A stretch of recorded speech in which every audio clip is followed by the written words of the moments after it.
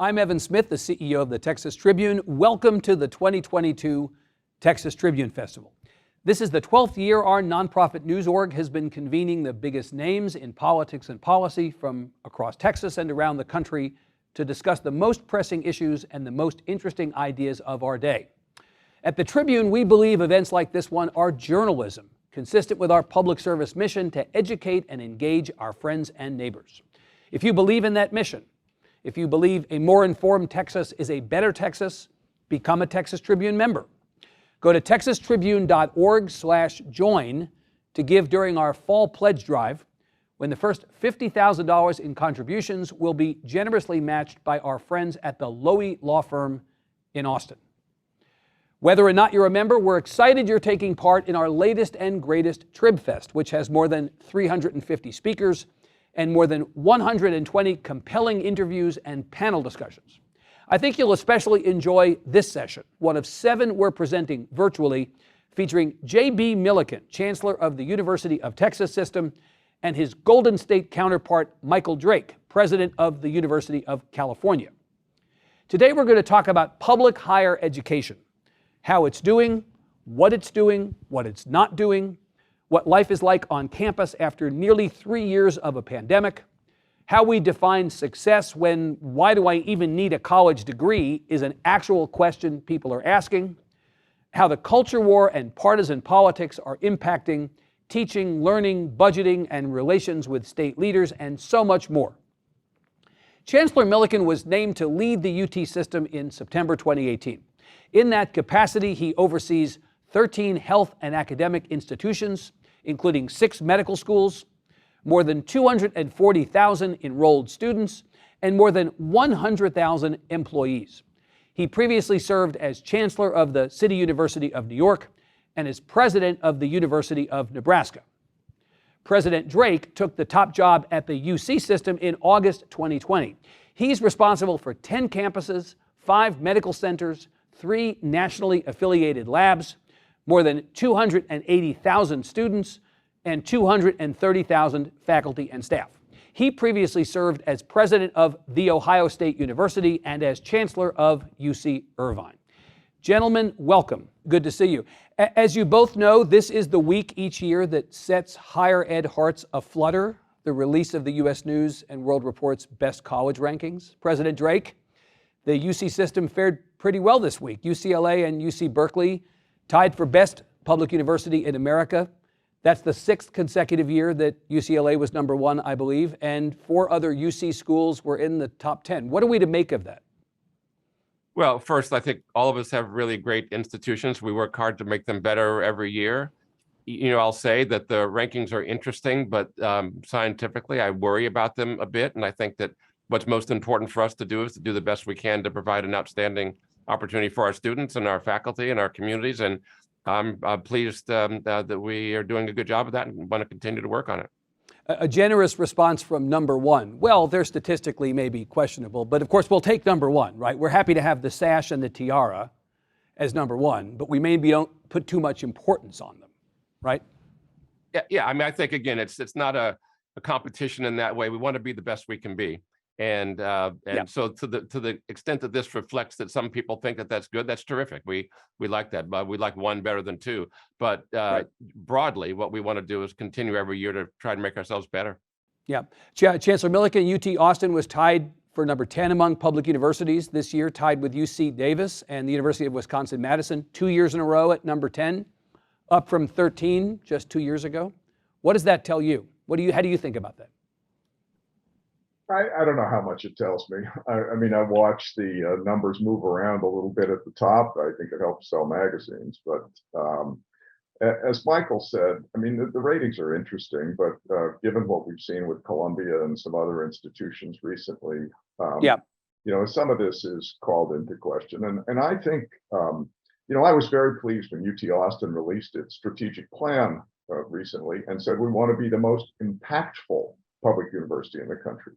I mean, what we want to do is do great research, provide great opportunity to students and great education, and have an enormous impact on our state. And both the UT system and the UT system does that every day. So in that sense, rankings really don't matter, right? It's a little bit for entertainment purposes only, as they say in states where gambling is not legal, right? We're going to regard these rankings for what they are. But again, Columbia obviously thought it was important enough, Chancellor, you called this out, to allegedly fudge the numbers to get a better ranking, and then they were busted for that. So someone thinks this is important, right? Unfortunately, I think probably too many people look at the rankings, Right. of U.S. News and the many other publications that use these. I mean, there are important other measures of universities that parents and students and policymakers ought to be looking at. Well, let's talk about that. So forget about rankings. Chancellor and then President. Chancellor first. Tell me how you're doing. We're approaching 3 years out from the great pandemic shutdown. You kept going through all of that, but we know it wasn't the same. And the impact of that is still being tallied, or at least I imagine. How are you doing? Well, just to take the pandemic itself, I think it wasn't perfect. Moving everyone's lecture to Zoom in the course of a couple of weeks is not perfect use of educational technology. Right. But if you look at the number of students that we graduated in that spring semester of the pandemic versus the year before, we graduated more students. And then our enrollments went up the next summer and the next fall. So something was working, not how we would have designed it, but I'm delighted that we continued to provide education and students were successful.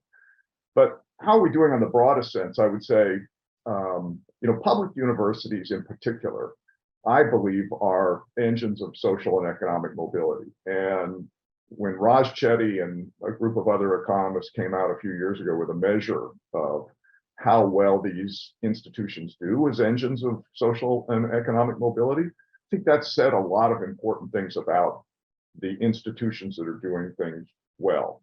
And so when I look at the UT system, I want to make sure that we are doing enough to broaden access, to provide affordable options to Texans, and to focus on their success for all kinds of reasons that we can get into that have to do not only with individual opportunity, but also with the costs of education. Well, I want to come back to all of that here in our conversation. President Drake, the same question I asked the Chancellor. How did you do during what is now approaching 3 years of the pandemic, and how are you doing in the existential sense at accomplishing your goals? Well, honestly, our answers are pretty much the same. We had to make a rapid change from what we'd been doing for 100 years more to something that we'd never done before. I really applaud the faculty and the students and the staff for doing that. I was at the beginning of the pandemic, which I will remind, which continues. 300 people died today. Not over. Yeah, 300 people died today. So if today were 3 years ago, it would be a horrible disaster. We'd be shocked by it. We've gotten numb a bit to this happening every day. We still have a lot of work to do, and we're getting better, and I'm pleased about that. We're still moving forward. But I'll say we made a big shift there when I was in Ohio. The same shift happened in California. And then we worked hard through that first year and the second year, learning as we could every day how to provide quality educational support for our students. And the students have done well. As the Chancellor was saying, our graduation rates actually were higher. We this year admitted more students. We graduated more students than ever this last spring, admitted more students than ever this fall. So that part of our engine's going well. Our research actually has continued apace and has been nation leading in that. And we're pleased about that. We've had great support, honestly, from our state government during these last couple of years. We're actually grateful for that. So we've been able to continue to press forward. I'll say something else that's important to me. We worked really hard on keeping our communities safe. And so we looked at the ways that we were protecting everyone protecting the health of our students and our faculty and our staff and our communities. And honestly, we all worked as relative bubbles with much lower morbidity and mortality than our surrounding communities, and dramatically lower than the country as a whole, because we worked hard to follow good science on keeping ourselves safe. And honestly, we are pleased about the effect that that's had on saving lives of people in our communities. Well, what's extraordinary about what you both said in terms of maintaining yourself through this is there was no playbook for this. There was no way for you to have been prepared for this. And your two institutions, the UC system and the UT system, are really steamships more than cigarette boats. It's not like you can take turns at a fast pace. You have to turn slowly. The idea that you had to completely pivot President Drake, the way you did business in a short time with no preparation is extraordinary. I will say thank you again, faculty, staff, and both of us have very large academic health centers and run hospitals and systems. That was a shift immediately within days to a different way of doing business, and we're really proud of the effort that everyone put in. We're a bit worn, This we left a little bit of skin on the asphalt. This was a very hard effort for again our faculty, our doctors, our nurses, our food service workers, our students. But people rolled their sleeves up and leaned forward and have come through it to this point remarkably well.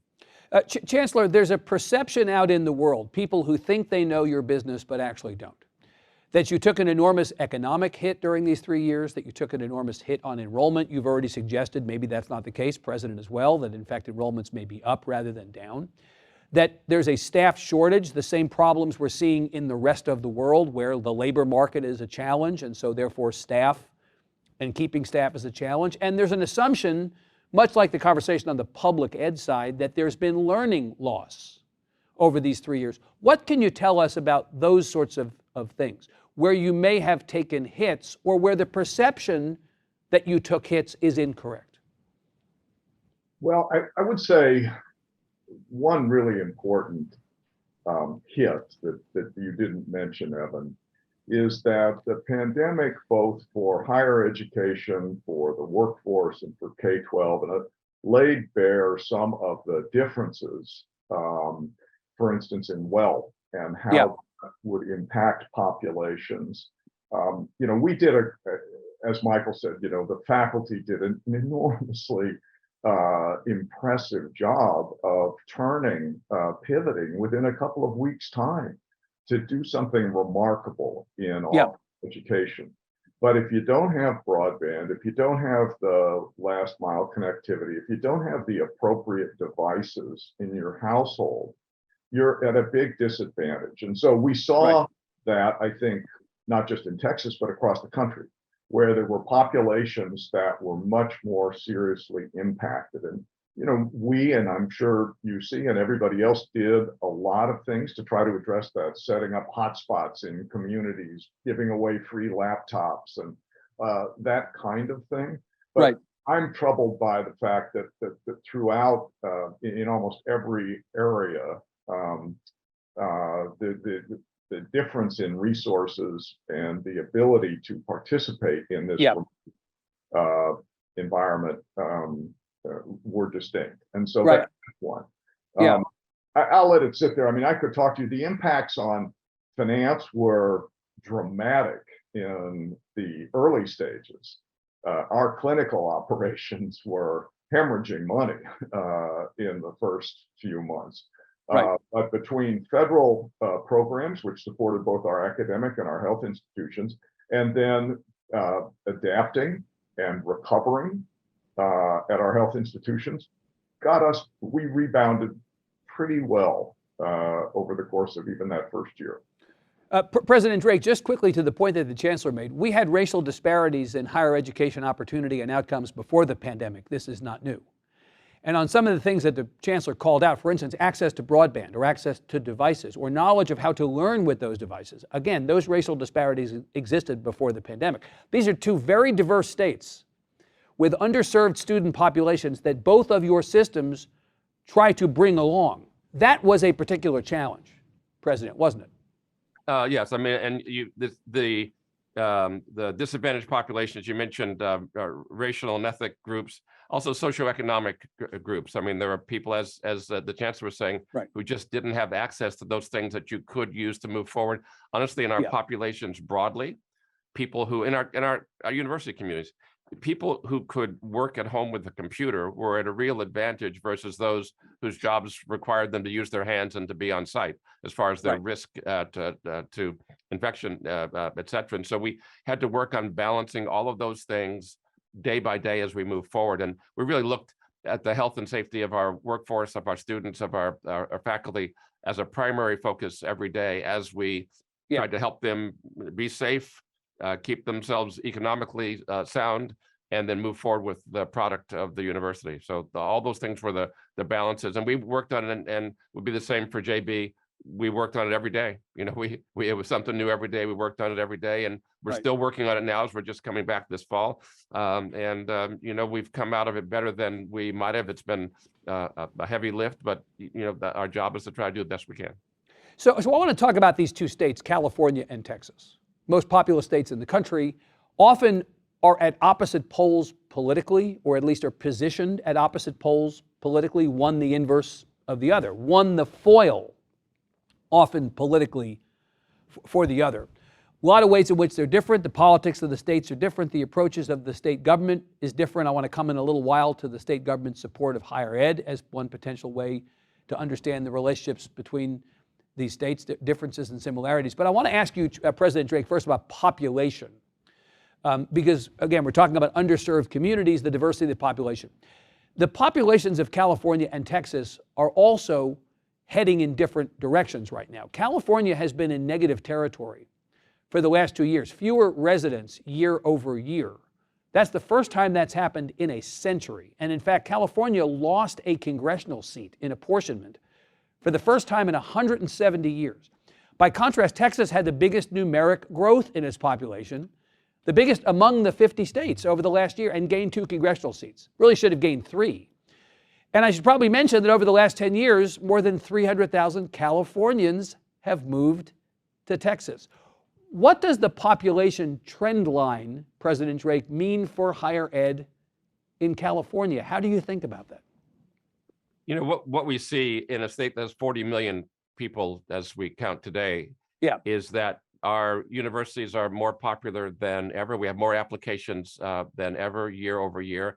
We are actually expanding our number of slots by a little bit over 20,000 seats at our university between now and 2030 to try to keep up with demand for seats within the university. So the demand is not off. You're still seeing exactly the same kind of demand. Demand is higher than it's Higher than it's ever been. I mean, and dramatically higher. I mean, it's an issue for us because we have an incredible number of qualified students who would thrive at the university and whom the university would benefit from serving. We just don't have the capacity to serve them all. And so we are continually working on being a better engine for social progress and the other things we do by growing the size of our university as we move forward. So yes, the population at the top may waver a bit year over year. I'm not looking at that so much and worrying about it. We have a state that's 40. I drove into work today. I mean, the freeways were crowded. You know, it wasn't like there's nobody here.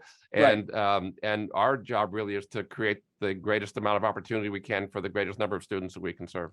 Right. Chancellor, living in Austin, traffic is not a problem for you these days at all. I'm sure getting from your house to the office, right? We're getting some of Michael's cars here, which Right. I love. There are a few more California license plates, right? Exactly. So the population change in Texas, obviously, Chancellor, means there are a lot more people here. There are potentially more kids to educate.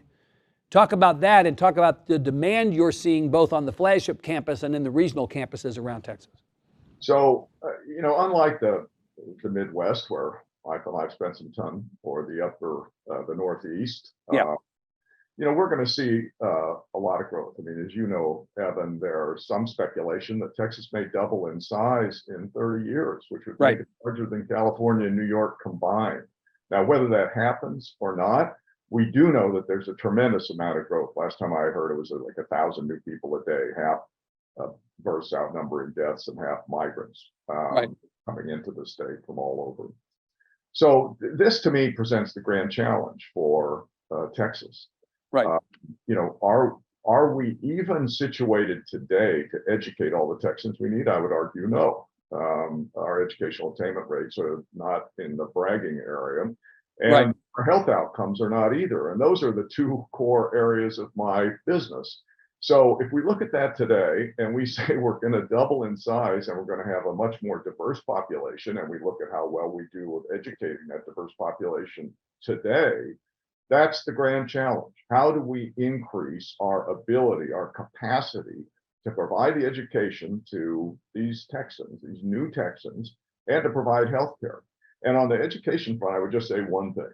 That is, we're not going to do it by replicating the UC system or the UT system. These are very expensive operations where we can't just go create new campuses all over. Now, UC system's had a great experience with Merced, And we've had some experiences as well. Several of our campuses are only a few decades old, but that's not the answer. The answer has to be increased early college, high school, getting more of that education before you leave high school. It has to be more community college enrollments. And incredibly to me, we're seeing declining community college enrollments. That needs to go up. Much more online. I mean, we've seen what's possible, but we can get much better at it. And the fourth thing I'd say is it's really education beyond high school that's most important. It's not necessarily a four-year degree. And so this increase in short-term credentials and certificates, to me, can be a game changer for opportunity for people who are already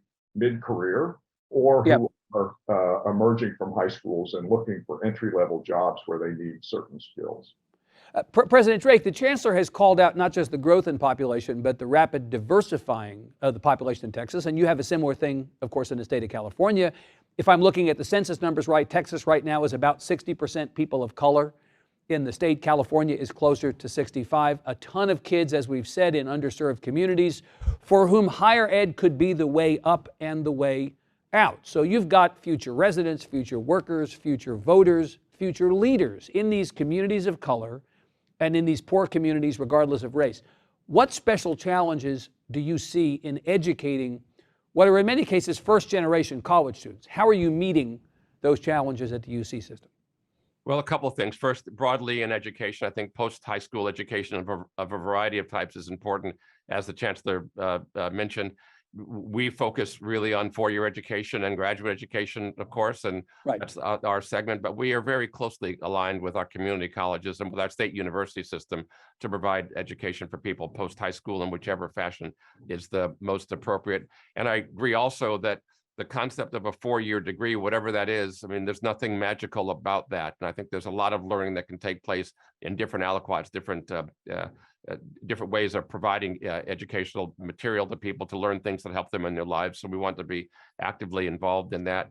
We, about 40% of our students, we're proud that about 40% of the students at our university are first-generation college students, a similar number of Pell students. So we're really pleased at the engine of opportunity that we have been for those students. And you mentioned U.S. News, and I'll say one thing I've liked about U.S. News recently is they've been putting more of a focus on the way that we're able to educate Pell and first generation and other students. I think that's something that's laudable and a good thing to measure as an outcome for society. And we're pleased that you mentioned how well our universities have done in the overall rankings. We also are great leaders in the social mobility aspect of higher education.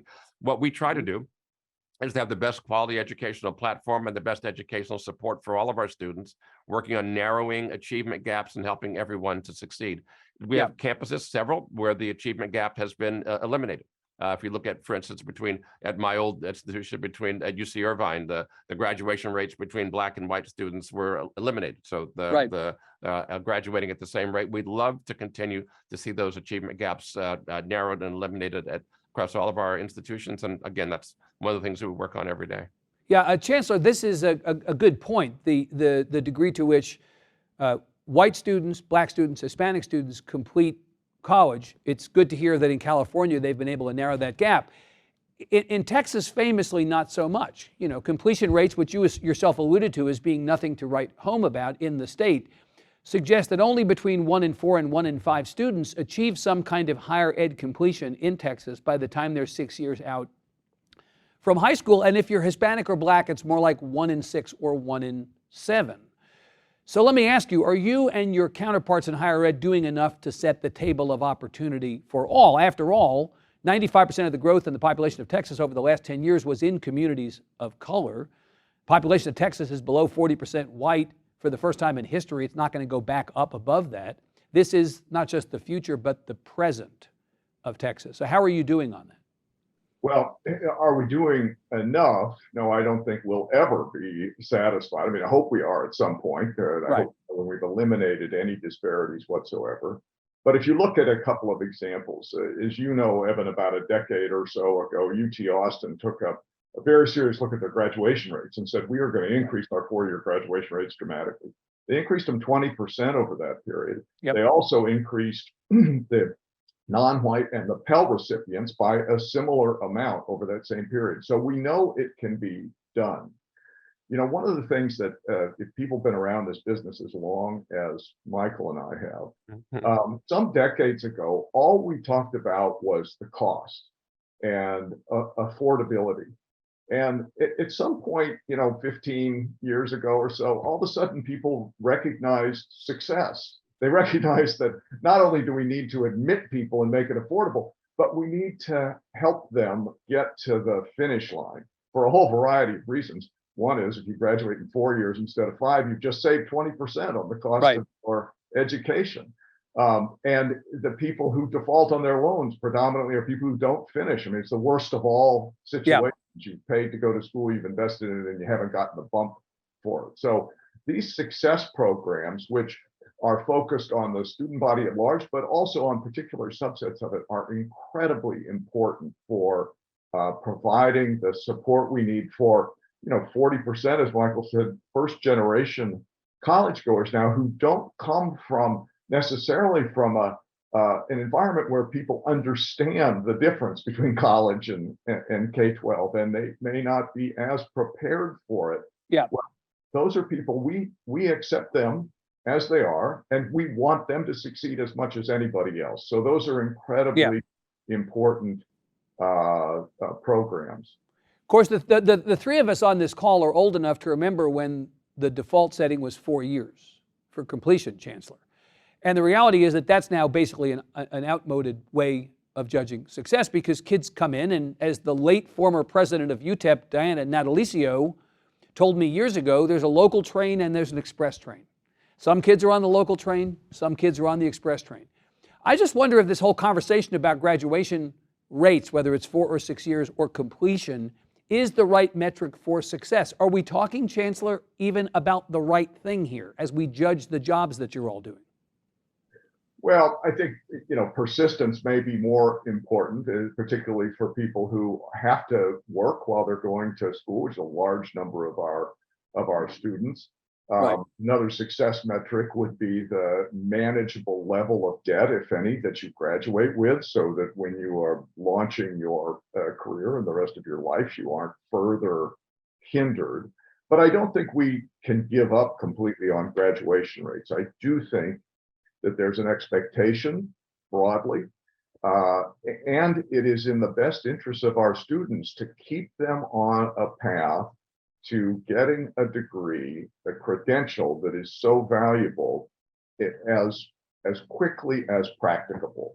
And so I still think that's an important effort for us to make. President Drake, same thing for you. Is graduation rate the right thing to be focused on if we're looking for a metric for success for higher ed? Well, it's one thing among many. Again, I agree with the Chancellor. I think I'd like looking at the 4-year graduation rate. The more students who can come and get a degree in that period of time, the better from our point of view. The more who can come with advanced training and other things that help them to do that, the smoother the pathway through. I was very impressed with our ability now to sprinkle in online courses along with in-residence attended courses to make sure you can navigate the pathway through the curriculum more effectively. But I also know that there are people who, for a variety of reasons, might need an extra year or two. And so I think it's actually good that we measure the 4-year rate and the 6-year rate. We want the 4-year rate to be as high as it can be, but we also want to look at the 6-year rate as well to make sure that we are taking care of those people who need a little bit of extra time. It's not the only measure, but I think it's one that it's one of the things that we focus on to help us know that we're doing a good job. Chancellor, I've waited long enough to talk politics in this interview, so I'm going to now talk about politics with you. You know I can't resist. Everything in the world is political, as you know. Higher ed is unsurprisingly being drawn into the kind of fights that become the basis for ads during campaign season. Last legislative session in Texas, we found ourselves discussing so-called critical race theory, which catalyzed a controversy that continues to this day over what can and can't be taught in history class. And there were similar fights over which books could and could not be on the shelves of libraries and which students could and could not play school sports. How much is the culture war happening out in the world leaching onto your shores? And does it concern you? Well, Evan, I had a feeling you'd ask about this. We've met. You knew that I was going to ask about this, right? I am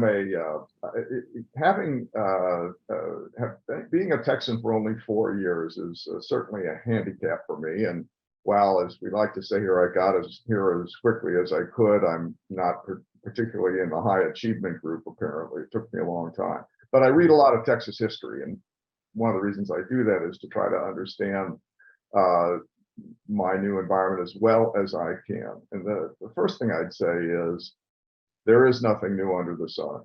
I read recently Ashbel Smith, the first president in the 1890s of the University of Texas, lamented political interference in the management of the university. If you go back to the early 1900s, Pa and Ma Ferguson's time, you can't imagine what President Rainey at the University of Texas had to deal with, and the level of political interference in the university. But at the other end, public universities are public institutions, and they are owned by the people of the state, the same people who vote. Right. And they have a mission to serve the people of the state. And obviously, just like local school boards, people are very interested in how they do that.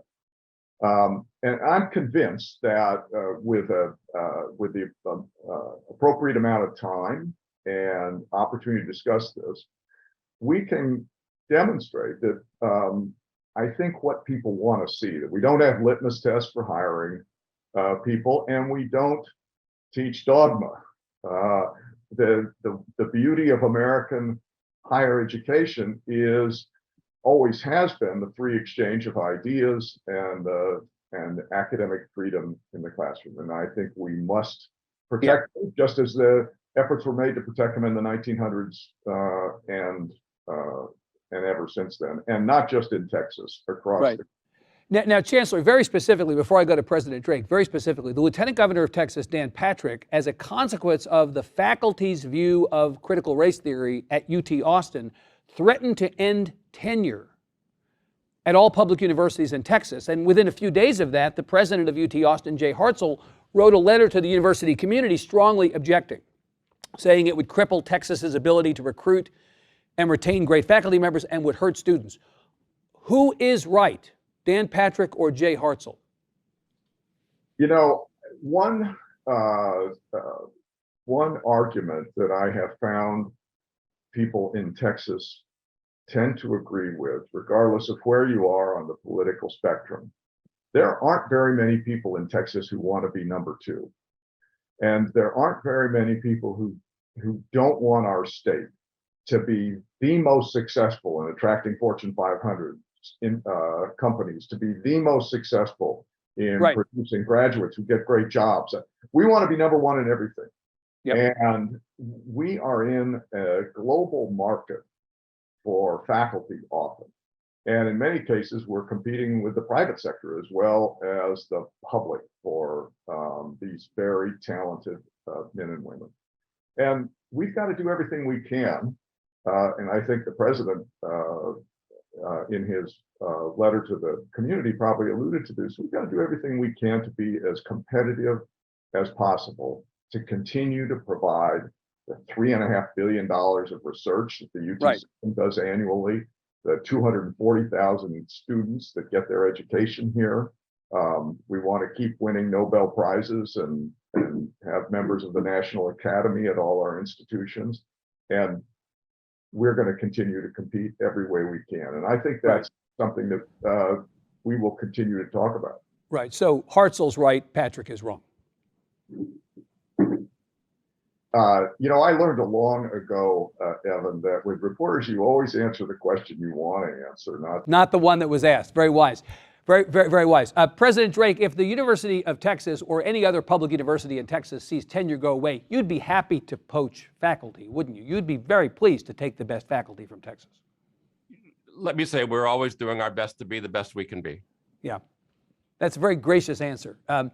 Here again, the politics, President Drake, of California and Texas are different, and the difference is meaningful. Some of the fights that I referred to in Texas, you're not seeing those fights in California necessarily. You're not having the same set of circumstances to be dealt with on your campuses.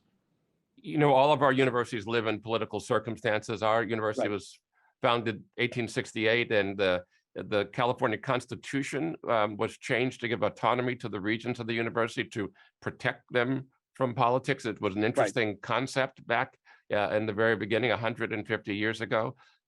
And the regents are appointed by the governor and confirmed by the Senate. So it's interesting that there's a protection and a connection to the political system that I work with and deal with every day, and that's great. So we have always been very political. One of my successors or predecessors, Clark Kerr, said something years ago that I think really resonated, and what he said is that the university is not here to make facts safe for students. We're here to make students safe for fact. We want people to be able to learn, to be able to evaluate information that's available to them, and to be able to process it effectively. And I honestly have enough faith in the people that our students and our faculty, our staff, and our citizens to believe that they can actually examine information and make reasonable judgments. And that's what we try to do. So on the subject of politics and things that are viewed through a political lens, I want to talk about climate change and higher education, which may not seem like the obvious thing to talk about, but I read earlier this year, President, that your governor, Gavin Newsom, in California, granted $185 million in one-time funding for research and innovation to the UC system to combat climate change, including the creation of climate-focused innovation hubs, workforce development for climate-focused careers. Very California. Is this something you asked for, or was this something that state government came to you and said, you're doing? We asked for more. Actually, we're very. You asked for more. You asked for more than that. Absolutely, yes, and I appreciate that, and we'll ask for more again this year. We think it's an existential threat to our planet. You were here last week, and you saw how the country was cooking last week. We've had these record-breaking changes that we've been saying were coming for decades. Yeah, they're coming just like we said. We see the effects today. We've seen the effects of floods and wildfires and other things that are really devastating our ability to live productively on the planet. We have to get ahead of that. We've been able to produce technology that advances us forward in ways that sadly also pollute the environment and have changed the environment. No question about that. What we have to do is to get ahead of that curve and make it that we can live more in harmony with the earth. Yeah, Chancellor, I know that you and the system are focused on this issue in the way that anybody in your position and anybody institutionally would be. But if you went to the governor or the state legislature and said, give me $185 million for climate change, what would happen? What do you think? There might be other priorities. Well, I think you'd be hit over the head with a stick that said woke lunatic on it, wouldn't you, just based on the political environment now? We're focused, just like every other set of institutions in the country, is on how to reduce our carbon footprint at our campuses. We've got researchers doing some of the best work anywhere on energy transition. Our university lands, which is a rare treasure that no other institution has, with 2 million acres of the most productive oil and gas land in the world. We're also engaged in energy transition activities there, as my friends in the oil and gas business remind me we should be. So, in addition to oil and gas, we have miles-long solar fields now on that 2 million acres, and a leader in wind energy there. This is something that we take very seriously, but the energy transition is going to happen over a period of time. And in the meantime, it continues to support the University of Texas and Texas A&M universities. Right. On this subject of money from the state to fund priorities on both your campuses, first Chancellor and then President, are you getting enough money for higher ed from the state of Texas, Chancellor? Have you ever asked that question of a university leader and had them say, yes, if you have, I'd like to meet them. Yeah. So as you know, we're well supported by the state of Texas. I'll say that, and we're incredibly grateful for the support they provide. But like most places in the country, at some point over the last couple of decades, tuition and fees and state appropriations are lines that crossed. Right. So we now get less in appropriations than we charge in tuition and fees. There are important elements of our budget that we are going to be arguing for when we go back in January. If the state, which provides the foundation for our institutions, funds our formulas, funds enrollment growth, and also funds the kind of additional investment we need to grow our research enterprise. We love to hate California in a lot of ways, but the University of California system has been the gold standard for many decades. Yep. Look at how many AAU institutions are in the University of California system. Now, I don't care whether we have AAU institutions. What I want is, the AAU like the kinds of things that are measured by that and the impact that we have. And you need money for that, right? You can't do that for free. All the emerging research universities right now that all have 100 million in research, that we need to continue to invest in them to get them to that next level.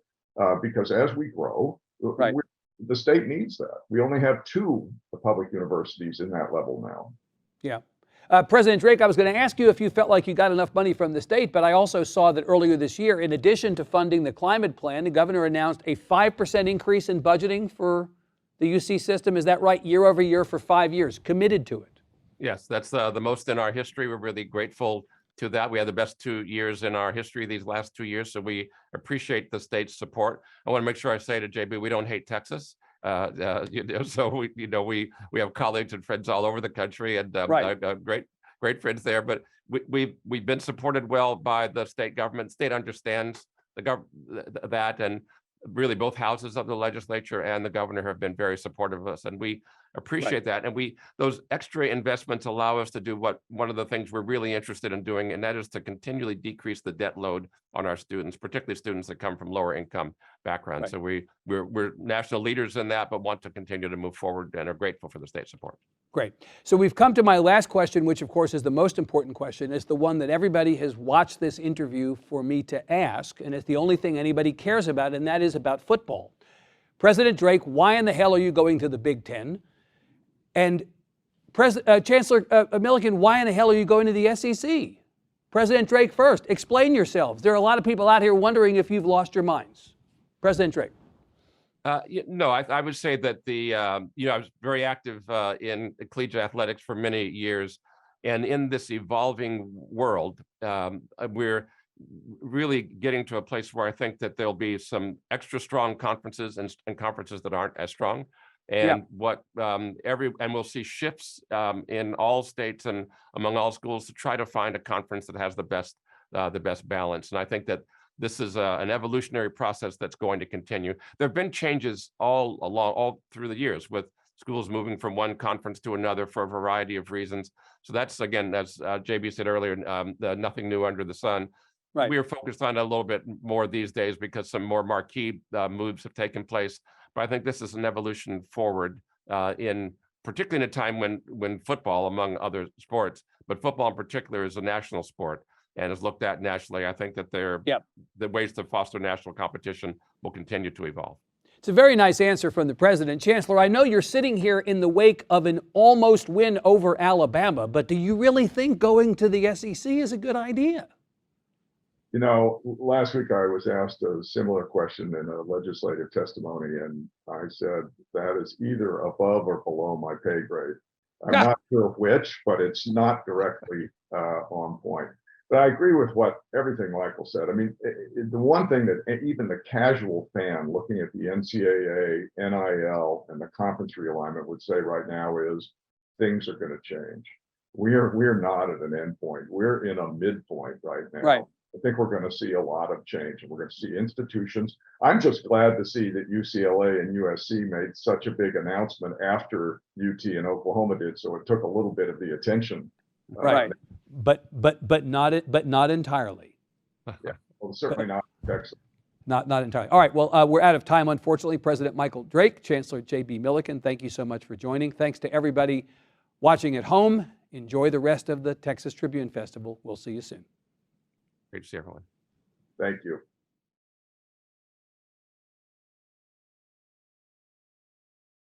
I am privileged and honored to present you with your diploma.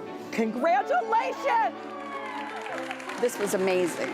And just to have my family from Walmart, they've been with me through everything, through my strokes, my health issues, family losses. They have all been here.